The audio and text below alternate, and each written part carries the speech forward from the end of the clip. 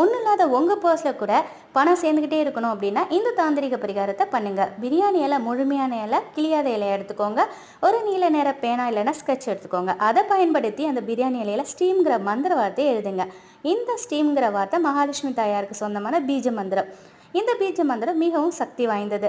மகாலட்சுமி தாயாரையும் உங்கள் குலதெய்வத்தையும் நினைச்சு ஒன்றும் இல்லாத உங்கள் பர்ஸில் பணம் சேரணும், பணவரவு அதிகரிக்கணும் அப்படின்னு சொல்லி மனசார உருகிக்கிட்டு இந்த மந்திர வார்த்தையை எழுதி பிரியாணி இலையை உங்கள் பர்ஸில் வச்சுருங்க. கொஞ்ச நாள்லேயே உங்கள் பர்ஸில் பணம் சேர்ந்துக்கிட்டே இருக்கும். அதை நீங்கள் உணர்வீங்க. ஸ்டீம்ங்கிற வார்த்தையை மகாலட்சுமி தாயாரோடது ரொம்ப ரொம்ப விசேஷமானது. இந்த இலையை பொருளாதார நெருக்கடி தீரணும், கடன் அடையணும், இப்படிலாம் நினச்சிக்கிட்டு நீங்கள் எழுதி வைக்கலாம்.